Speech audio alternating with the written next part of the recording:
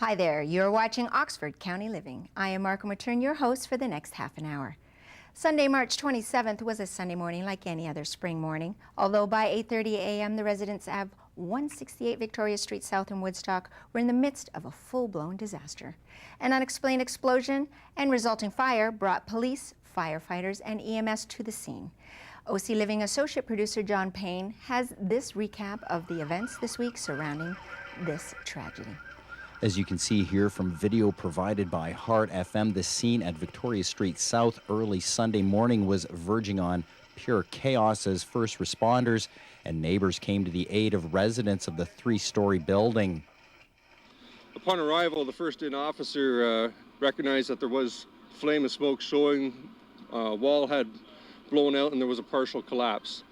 There were occupants requiring immediate assistance. And at this point, we're aware of at least 7 occupants who were rescued jointly by Woodstock Police Service on scene, as well as Woodstock Fire Department personnel. At this point, we have 9 occupants who are unaccounted for, and I'll give you some additional information on that as we go. 1 firefighter has been taken to the hospital with a minor injury. A Red Cross hotline was set up immediately to help determine the whereabouts of the missing residents. The Red Cross was also quick to provide shelter for the displaced tenants at Gough Hall. This man, who was a victim of the explosion and fire, chose not to show his face on camera, but did describe the events. I just woke up to an explosion, and then the floor gave out, and I curled in a ball and rode it down to the main floor. And you were on the 3rd floor? Yeah, I live on the 3rd floor. So I just woke up in a pile of rubble on the main floor. Did you sustain any injuries on the I got cuts and abrasions, but that's it. I you know, just a big explosion, a rumbling, and you'd hear everything falling out. And, you know, like everything falling apart, and you just wound up in a big pile of rubble at the end. Due to the intensity of the fire and the condition of the remainder of the structure, firefighters took up a defensive position at the scene. The firefighters were in conducting interior search and rescue for a while. I don't have the time frames, but at a given point, it was determined that it was no longer safe to do so, so they had to back out. On Monday afternoon, a news conference was held at the intersection of Victoria South and Henry Street, where Mayor Pat Sebeski ended the local emergency status. There remains a significant amount of work to be completed by your emergency employees. And as the Woodstock community representative, we certainly appreciate the technical assistance, frankly everything, that has been provided by the province of Ontario. Monday also brought confirmed news that the number of unaccounted residents had dropped from 9 to 7 to 2.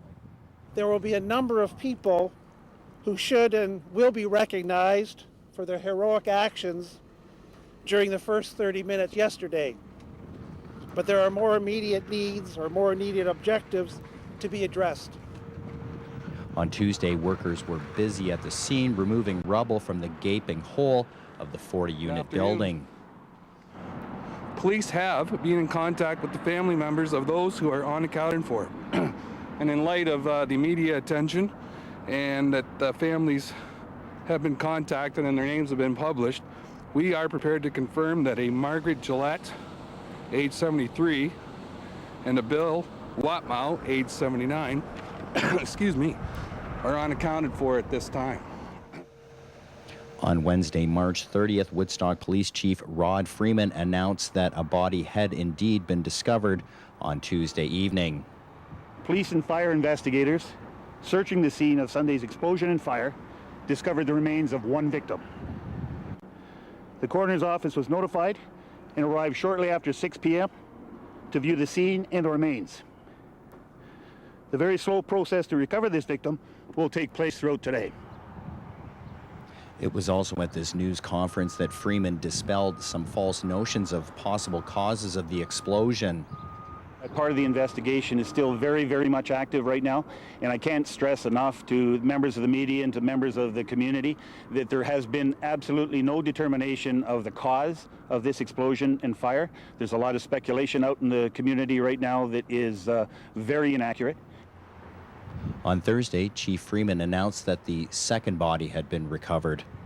The victim has now been removed from the scene and will be taken also for positive identification by the coroner's office. Ontario Fire Marshal Office Representative Bill Hiscott had this to say about when a possible cause will be released to the public. Timeline, I really can't give you one. It'll be whatever time it takes to put it together. Our sincere condolences go out to the families of Marg Gillette and Bill Watmow.